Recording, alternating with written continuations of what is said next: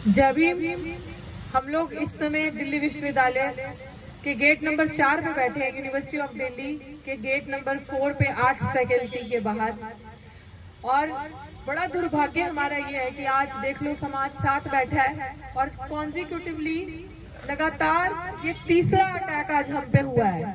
तीसरा अटैक बार बार जो मेरे केस में आईओ साहिबा हैं, जो एसीपी हैं रैंक की, उनको मैंने बार बार कहा सुरक्षा मुहैया कराइए, गाड़ी पीछा कर रही है, नहीं करवाई। डीसीपी साहब को मैसेजेस लिखे कि डीसीपी साहब इस तरीके से गाड़ी पीछा कर रही है, और यहाँ पे जो गुंडे हैं यूनिवर्सिटी के अंदर जिन्होंने कॉन्फ्रेंस हॉल के बाहर गेट नंबर 4 के सामने मेरे पे अटैक किया, उस दिन वॉशरूम वाली घटना, जब वॉशरूम जाने के लिए मना किया तब भी कोई सुरक्षा मुहैया नहीं करवाई।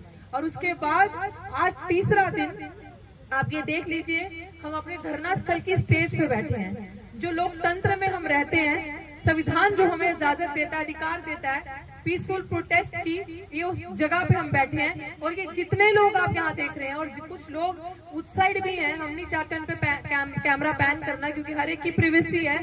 जितने लोग यहाँ पे हैं ये सब चश्मदीद गवाह हैं आज क्या हुआ है। आज फिर से हम पे अटैक हुआ। एक लड़का निहत्था बिना किसी स्कूटर या बाइक के 2 हेलमेट हाथ में पकड़े हुए यहाँ तक पहुँच गया, जो कि हमारे साथी संजीव को अपना नाम बाद में चलता चलता अमित बता रहा था, जब वो कह रहा था बिगाड़ लो जो बिगाड़ सकते हो, मेरा कुछ नहीं कर सकते तुम, मेरा नाम अमित है। अमित यहाँ खड़े होके मेरी साथी नेहा मेरे साथ बैठे ये मन संचालन कर रही थी, और हमारे कुछ साथी पीछे खाना खा रहे थे क्योंकि भूख भी लगती है, टाइम इस तरीके का था। और यहाँ पे मंच से जो हमारे स्पीच चल रही थी एक सज्जन की, और मैं यहाँ नीचे बैठी थी। मेरे साथ ही पास में ये जो मेरे उल्टे हाथ पे बैठी हैं, ये माता जी है किसकी, जो अभी 1 सितंबर को इंस्टीट्यूशनल मर्डर हुआ मेरे भाई अनिल कुमार का IIT दिल्ली में।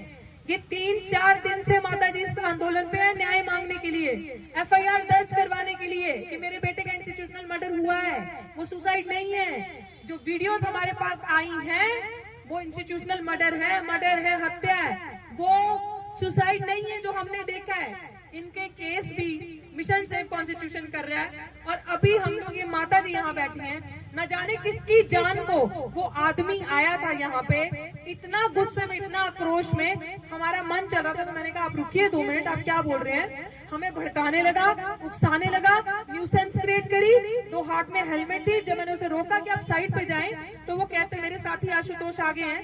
कल रात को मेरे साथी, दे दो थोड़ा स्पेस, इन पे आशुतोष पे अटैक हुआ है। कल रात को हमने थाने में जाके FIR करवाने की कोशिश करी SC/ST एक्ट में, तो FIR दर्ज नहीं करी SC/ST एक्ट में, सिर्फ कंप्लेन ले ली। आशुतोष पे अटैक हुआ इस धरने को लेकर, वो आशुतोष खुद बताएंगे। ये आशुतोष का अटैक मिला के 4था अटैक हो गया हम पे। क्या दलित अपने हक अधिकार की बात करते तो गलत है क्या? अगर मैं मेरे भाई अनिल कुमार IIT से, जिसका इंस्टीट्यूशनल मर्डर हुआ, उसके अधिकारों की बात कर रही हूँ तो गलत है क्या? मैं मेरा भाई आयुष जो जुलाई में जिसकी हत्या हुई उसके लिए इंसाफ मांग रही हूँ तो गलत है क्या? मैं अपने लिए, अपना जो टीचिंग तबका है जो किसी भी कारण की वजह से नहीं बोल पा रहा, मुझे नहीं पता उनके कारण क्या है, मुझे नहीं पता वो क्यों धरने पे नहीं आ रहे, क्या डर है या क्या गुलामी है। मैं ये लड़ाई अपने लिए नहीं लड़ रही। पढ़ो, नौकरी नहीं, न्याय चाहिए। न्याय मांगने के लिए कौन किसी को मारता है यार? न्याय मांगने पे, अपनी आवाज, हक अधिकार की आवाज उठाने पे दिल्ली विश्वविद्यालय बैठ के कौन किसी को धमकाता है? कौन निहत्था इंसान बिना स्कूटर बाइक के 2-2 हेलमेट लेके आता है? अगर मैं नहीं उठती तो वो मेरी साथी नेहा पे अटैक करता, फिर दूसरा अटैक वो मेरे पे करता हेलमेट से। मैं उठी क्योंकि याद रखना, निहत्थे हैं हम, सेल्फ डिफेंस हमें भी आता है। अगर तुम पीछे से अटैक करोगे तो हमें डर लगेगा, हम कुछ नहीं कर पाएंगे। सामने से अटैक करोगे, जिस हाथ से अटैक करोगे वो हाथ वापस नहीं लेके जाओगे, उंगली वापस नहीं लेके जाओगे। अगर लड़कियों को छेड़ने की कोशिश करी और वो यहाँ पे आके धर्म की बातें कर रहा था, मैं आपको बता रही हूँ बार बार, ये मिशन सेव कॉन्स्टिट्यूशन लड़ रहा है सारे गरीब मुस्लिमों की लड़ाई, गरीबों की लड़ाई। क्यों लड़ रहा है? क्योंकि जिनकी कोई नहीं सुनता उनकी मिशन सेव कॉन्स्टिट्यूशन सुनता, उनकी बात हम करते हैं। हम संविधान को मानने वाले, संविधान को बचाने वाले हैं। संविधान डॉक्टर बाबा साहब भीमराव अम्बेडकर का लिखा हुआ, जो अखंड भारत की बात करता है, जो सबको रिलीजियस फ्रीडम देता है कि तुझे मंदिर जाना है जा, तुझे गुरुद्वारे जाना है, चर्च जाना है, तुझे कहीं पे भी जाना है, तेरी इच्छा, तुझे जिसको पूजना है, तेरे को फ्रीडम है। हैं, लेकिन जब दलित आदिवासी यहाँ बैठ के अपने हक अधिकार की न्याय की बात कर रहे हैं तो उनका गला क्यों घोटा जा रहा है। ये तीसरा अटैक है। पहला अटैक वॉशरूम ना जाने देने के लिए, दूसरा अटैक जब वॉशरूम के दरवाजे बंद कर दिए पहला वो, दूसरा अटैक गाड़ी की वीडियो के साथ साथ पूरी नंबर भी दे चुकी हूँ दिल्ली पुलिस को, बता चुकी हूँ इस नंबर की गाड़ी मेरा पीछा कर रही थी। बताओ क्यों, कैसे मैं डर गई थी उस दिन जब पीछे से कोई वार करेगा तो क्या करेगा कोई, लेकिन कोई सिक्योरिटी नहीं, कोई साथ नहीं। और उसके बाद आज ये चौथा अटैक। अब ऐसी सिचुएशन बन गई है कि हमें कभी भी कुछ भी हो सकता है, लेकिन हमारे बहुजन नेता, हमारी बहुजन पार्टी, हमारे बहुजन संगठन जो कुछ आए हैं उनका सम्मान है, जो आए, लेकिन आके जो कहते हैं हम साथ हैं, हम आपके साथ खड़े हैं, वो हमें 8 बजे 7 बजे के बाद यहाँ कोई नहीं दिखता। अरे हम अधिकार ही तो मांग रहे हैं, हम न्याय ही तो मांग रहे हैं। यहाँ हजारों की तादाद में अब प्रोफेसर हैं, असिस्टेंट, एसोसिएट, एडहॉक पे हमारे साथी। मैं तुमसे क्या गिला शिकवा करूं, मैं तो सारे एडहॉक्स की लड़ाई लड़ रही हूँ, क्योंकि मुझे सपना है मेरा सबको परमानेंट करवाने का, सबको एब्जॉर्ब करवाने का, ये मेरा सपना, ये मैंने ठाना है। हर उसको जो जिसको सताया गया है, जिसको नौकरी से निकाला गया है, 5-5 साल, 10-10 साल, 20-20 साल के लिए पढ़ाया, सच के लिए साथ खड़े आवाज उठाई, इन सब ने उनको निकाल के कर दिया पीछे। जिसने चाटुकारिता की, दलाली की, बेईमानी करी, जिसके अंदर कोई टैलेंट नहीं है, जो सबसे अच्छी दरी उठाता है, पत्तल उठाता है, जो इनके झूठे तलवे चाटता है, उसको नौकरी दे दी जिसके अंदर कोई मेरिट नहीं है, जिसकी डिग्रीज आप कहीं से देख लो, ऐसे ऐसे सबूत हमारे पास आए हैं, इन्होंने कितना कितना पैसा खाया है, वो सब कुछ हमारे पास है। इन्होंने ऐसे ऐसे लोगों को नौकरी दी जिसके अंदर मेरिट नहीं, जिसके अंदर मेरिट है वो सब सिस्टम से बाहर है। मैं बता रही हूँ, आज जो डूटा में बैठे हैं वो गुंडे हैं, वो हमारा साथ नहीं दे रहे, वो हमें मारना चाहते हैं। आज का एनडीटीएफ जो है, अगर वो टीचर्स के साथ हितैषी होता, हमारा विरोधी नहीं होता, स्टूडेंट का हितैषी होता, तो वो आज यहाँ बैठा होता। लेकिन सब अपने गद्दारों को पहचानो, देखो किस तरीके से एक शिक्षिका दलित समाज की, क्या मैं भारत की बेटी नहीं हूँ? क्या बेटी बचाओ बेटी पढ़ाओ करते हो, तो यहाँ जब बेटी पढ़ रही थी, अच्छे से जा रही थी, तो वो भारत की बेटी नहीं है। मेरा कोई हक अधिकार नहीं है, मैं न्याय के लिए बात नहीं कर सकती, देश का संविधान मुझे इजाजत नहीं देता, आपके तरीके से इजाजत देगा। आप आके यहाँ पे गलत बात करोगे, वो इंसान यहाँ पे आके धार्मिक बातें करने लगा, उस इंसान ने यहाँ का माहौल खराब कर दिया। शुक्र है हम जब चिल्ला रहे थे, एक पुलिस वाली महिला आई, उसने देखा हम जब अपने डिफेंस के लिए लड़ रहे थे, तो वो फटाफट हमारे बचाव में आई आगे, उसने देखा कि ये क्या हो रहा है, लेकिन एक पुलिस वाले भाई साहब उस गुंडे को अमित नाम के बाहर ले गए, हाँ कंधे पे हाथ धर के ले गए कि जैसे दोस्त मैं हूं ना, तू क्यों डर रहा है, तू क्यों घबरा रहा है। वो इतना बदतमीज था कि हमने जोर जोर से संविधान को बचाने के नारे लाए, बाबा साहब के नारे लगाए, और वो एग्रेसिवली फिर भी हम पे अटैक कर रहा था, फिर भी हमें गाली देके जा रहा था, महिला विरोधी था, वो महिलाओं पे अटैक करने आए थे क्योंकि हम दलित महिलाएं हैं। हमारा कोई नहीं है, हमारी पार्टीज भी हमारी नहीं सुनती, हमारे संगठन भी हमारे नहीं सुनते। दलित महिला, वैसे महिला, एक वो शोषण सबसे ज्यादा प्रताड़ना, दूसरा एक दलित होना इतना बड़ा पाप है इस देश में कि आज आप देख लो, ये इन सब कुछ 131 एमएलए होने के बावजूद, सत्ता में संख्या में इतने भारी होने के बावजूद आज इंसाफ की गुहार लगा रहे, लेकिन कोई इंसाफ नहीं। अगर ये माए, ये अम्माएं आगे नहीं आती तो वो हम पे बुरा अटैक करता। ये पीछे मेरे भाई खड़े थे, वकील साहब, एडवोकेट बेनीवाल साहब मौके पे थे, तो जैसे इन्होंने देखा कुछ हो रहा है तो हमारा बचाव किया। प्रोफेसर श्यामलाल जी यहाँ से निकल रहे थे, वो अपने चुनाव की मांग कर रहे थे, चुनाव के लिए प्रचार कर रहे थे, आगे पीछे जा रहे थे, दोस्तों से मिल रहे थे। उन्होंने जब देखा कुछ हो गया, एक वही प्रोफेसर दिल्ली विश्वविद्यालय में है जो बार बार यहाँ आते हैं हमारा हाल पूछने कि क्या हुआ, सब ठीक है ना, मैं न्याय के लिए लड़ूंगा, मैं खड़ा रहूंगा, तू डरना नहीं, हटना नहीं, इंसाफ की लड़ाई है, तुम्हारे साथ बहुत गलत हुआ, ये जो तुम्हारे साथ हुआ मैं इसलिए लड़ रहा हूँ ताकि ये किसी और दलित टीचर के साथ, दलित प्रोफेसर के साथ ना हो, मैं इसलिए लड़ रहा हूँ। अब ये आप लोग देखो कहाँ खड़े होना है। मैं चाहती हूँ कि मेरे इस प्रोटेस्ट के चलते मेरे साथी जो आशुतोष के साथ हुआ वो बताएगा कि उसके साथ कल रात को क्या हादसा हो, कैसे उस पर अटैक हुआ। अब ये अटैक दिल्ली पुलिस बताएगी कि ये मेरे पे था अटैक या आयुष जो हमारा भाई अनिल कुमार है, जो उसके माँ बाप 3-4 दिन से यहाँ निहत्ते बैठे हैं, गरीब बुजुर्ग लोग, अपने ब्रिलियंट बच्चे की जिसका इंस्टीट्यूशनल मर्डर हुआ, हत्या, उसके लिए था ये अटैक कि उसकी एफआईआर लॉन्च करने के लिए हम मांग कर रहे हैं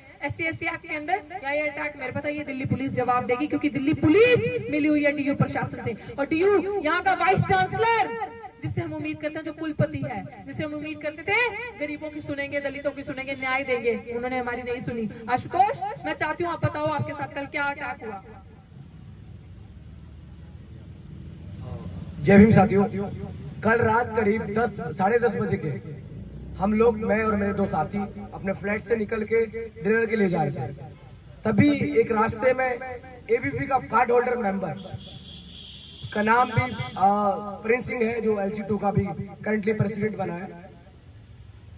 तो उसने पीछे से पहले तो एक कमेंट किया कि ये व्यक्ति हमेशा प्रोटेस्ट में रहता है, इसको देख लेंगे। मतलब एक तरीके से प्रोटेस्ट को तुम सामने लाके पूरे प्रोटेस्ट पे जो बहुजन आंदोलन हो रहा है उसको अटैक करने की पूरी प्लानिंग उसकी बाहर आई। मैं फिर कुछ नहीं बोला, मैं शांति से चलने का, फिर से कुछ बोला, मैं वापस आया। मैं बोले भाई क्या बोल रहे थे तुम लोग? तो वो डायरेक्ट मुझे धमकी देता है कि तू क्या है, क्या कर लेगा। मतलब इतनी अब्यूजिव लैंग्वेज में बोला, वो कास्टी स्लर बोल रहा था। लगातार मेरी जाति को गाली देते हुए लगातार करीब 5 मिनट तक मुझसे बहस करता रहा। और हम रात 10:30 बजे के बाद पुलिस को बुलाया, लेकिन 1.5 घंटे तक कोई पुलिस नहीं पहुंची। उसके बाद पुलिस बूथ पे हम गए, वहां भी पुलिस वाले ने लॉक करके चला गया। जो रिटर्न कंप्लेंट थी उसने खुद साइन कर दिया उस पर। फिर हम रात के 1:30 बजे हम गए, जो मॉडल टाउन थाना लगता है जो विजयनगर का, उस थाने के अंदर कम से कम 12-13 गाड़ियां खड़ी थी और पुलिस ऑफिसर थे।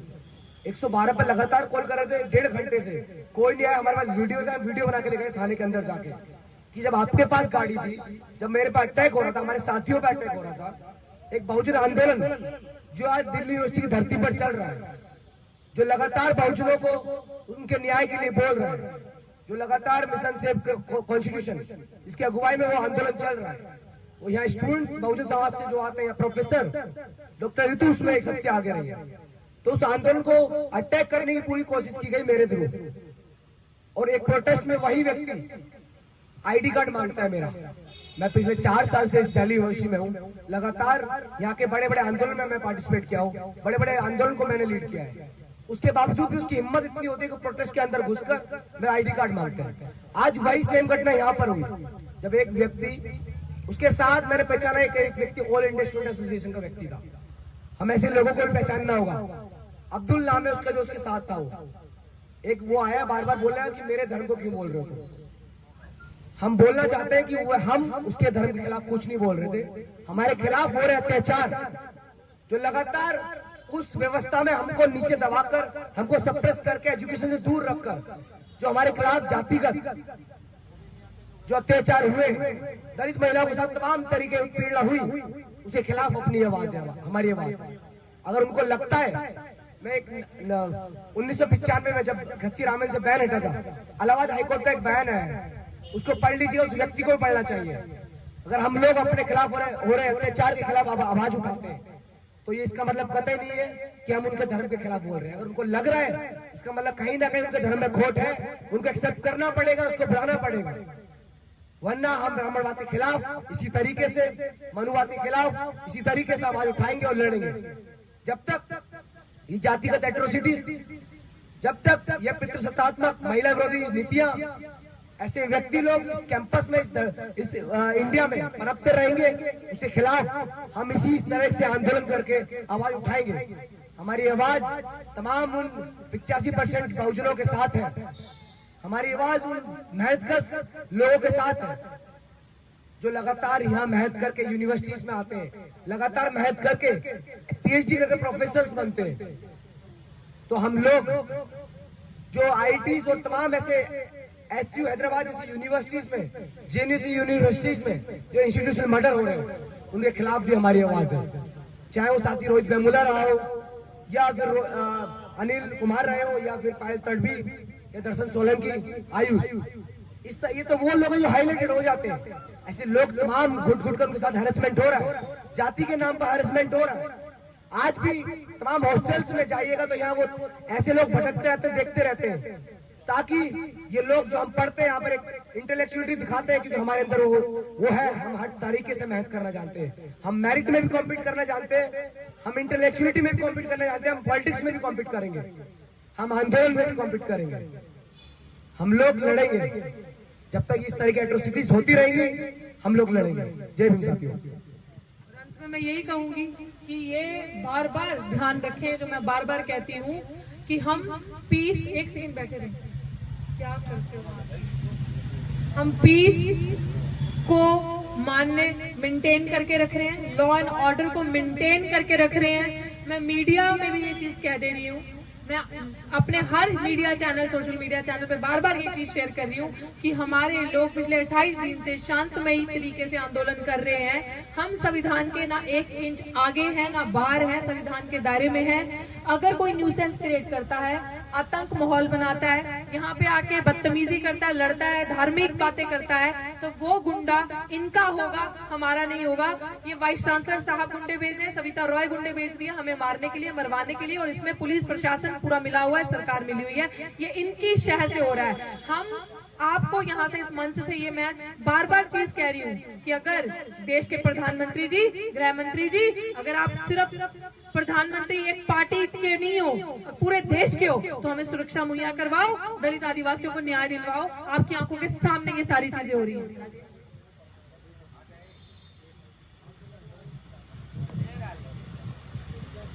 मैं बस इतना ही कहना चाहूंगा, जब ये पहले दिन मोर्चा लगा था तो पहले दिन से ही यहाँ पे पुलिस को बाकायदा लेटर के माध्यम से इंफॉर्मेशन दे दी गई थी।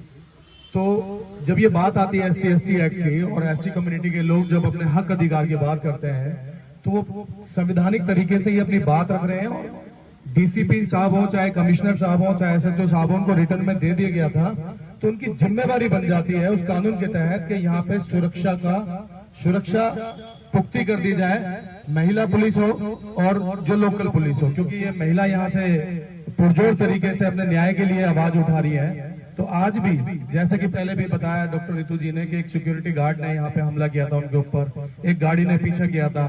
तो जो हमारे नेशनल कन्वेनर है एडवोकेट महमूद पराचा जी, वो अपने लगभग 50-60 लोगों की टीम लेके एडवोकेट की थाने में गए थे, जबकि SHO साहब की जिम्मेवारी बनती है अगर मौखिक तौर पे भी इन्होंने कंप्लेंट दी है तो तुरंत उसको FIR करके इनको दे देनी चाहिए थी, और जो सिक्योरिटी है वो यहाँ पे उपलब्ध करा देनी चाहिए थी। हमारे उसी टीम के साथी बेनीवाल जी, एडवोकेट बेनीवाल जी, ये भी लगातार वहां पे थाने में जाके कंप्लेंट दे रहे हैं और बता रहे हैं कि यहाँ पे जो आंदोलन चल रहा है, यहाँ किसी भी तरीके से RSS के लोग या BJP के लोग या सविता रॉय के जो लोग हैं वो हमला कर सकते हैं। तो ये तो पुलिस की जिम्मेवारी बनती है, और ये कहने से नहीं, ये SC/ST एक्ट ये खुद उनकी जिम्मेवारी लगाता है कि यहाँ पे वो पुख्ता इंतजाम करें, CCTV कैमरे लगाए, यहाँ पे जितने भी लोग हैं उनकी गतिविधियों को ध्यान रखे।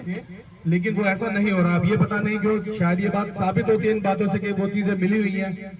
तो मैं बस इतना ही कहना चाहूंगा कि जितने भी बहुजन साथी हैं, हम लोग मिशन से कॉन्स्टिट्यूशन के पेज के माध्यम से, रितु जी अपने चैनल के माध्यम से और तमाम सोशल मीडिया के माध्यम से हम अपने बहुजन जितने भी परिवार हैं, सदस्य उनको बता रहे हैं कि यहाँ पे दिन रात अनिश्चितकाल धरना चल रहा है। शायद हमारी तादाद यहाँ पे कम बैठ पा रही है, इसी कारण ये एक मनुवादी लोग आके यहाँ पे हम पे हमला बोलते हैं, हम पे टिप्पणी करते हैं उल्टी सीधी, और पुलिस को हम इन्फॉर्म करते हैं तो पुलिस भी कार्रवाई नहीं करती है। तो आपसे उम्मीद करूंगा जितने भी बहुजन साथी हैं, हम लोग खैर डरने वाले नहीं है, ये आंदोलन चलेगा, चलाते रहेंगे, हम लड़ेंगे, क्योंकि हम बाबा साहब को मानने वाले लोग भी हैं, हम उधम सिंह को मानने वाले लोग हैं, हम भगत सिंह को मानने वाले लोग हैं। जिंदगी बेशक हम कम जिए, लेकिन जिएंगे सम्मान के साथ। मैं कोशिश करूंगा कि बेनीवाल जी भी कुछ पॉइंट बताएं, क्योंकि थाने के अंदर पुलिस वालों ने भी FIR करने में बड़ी देरी लगाई और काफी बहसबाजी के बाद ये FIR होती है। सभी साथियों को जय भीम, सभी के लिए नीला सलाम। देखिए, अगर अपने न्याय की आवाज उठाना या अन्याय के खिलाफ खड़ा होना अगर गुनाह है तो ये गुनाह हम रोज करेंगे। ये अमित शाह जी सुन लें अच्छी तरह से, और ये दिल्ली पुलिस अमित शाह जी के अंडर आती है। तो प्लीज मैं गुजारिश करूंगा अमित शाह जी से कि एट्रोसिटी एक्ट को दिल्ली पुलिस को पढ़वाएं और उसको इम्प्लीमेंट कराएं।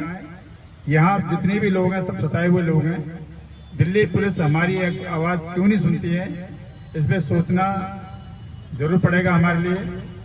तो मैं बस यही कहूंगा कि जो आज हमारे साथियों पे जैसे डॉक्टर रितु या आशुतोष जी पे हमला हो रहा है, हम किसी धर्म के खिलाफ नहीं है, लेकिन जिस धर्म में हमें मान और सम्मान नहीं है हम उसके खिलाफ हैं। हम किसी धर्म की बुराई नहीं कर रहे यहाँ से। आपका धर्म आपको मुबारक हो, और हमारी जो कानून के तहत हम काम कर रहे हैं या संविधान के तहत जो हम बात कर रहे हैं वो हमें मुबारक।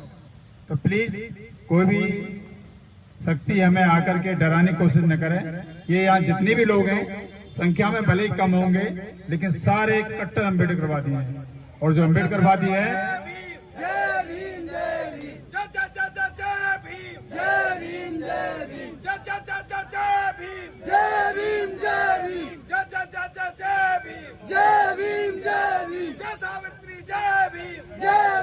जय भीम, जय भूले, जय भीम, जय भीम, जय भीम, जय भीम, जय भीम, जय भीम, जय काशीराम, जय भीम, जय भीम, जय भीम। मैं अमित शाह जी से विनती करूंगा कि दिल्ली पुलिस को डायरेक्शन दें, और दिल्ली पुलिस से भी गुजारिश करूंगा कि वो जो घटना हुई है इसमें कार्रवाई करें। धन्यवाद।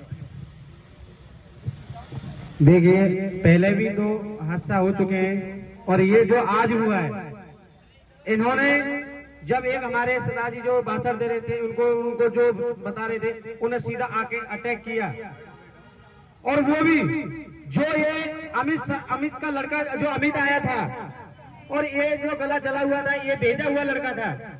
इसके साथ एक लड़का और था जो इनके जो सपोर्ट में आया था, उन्होंने खुद बोला था कि ये हमारे धर्म का विरोध कर रहे हैं। हम किसी धर्म का विरोध नहीं कर रहे हैं, हम जो अपना इंसाफ मांग रहे हैं, अपना न्याय मांग रहे हैं।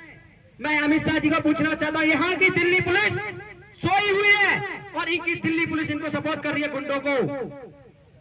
जो इनके आज ये कहते थे नरेंद्र मोदी दिल्ली के लाल किले से कि बेटी पढ़ाओ बेटी बचाओ, आज वही बेटी इन गुंडों से बचाना पड़ रहा है।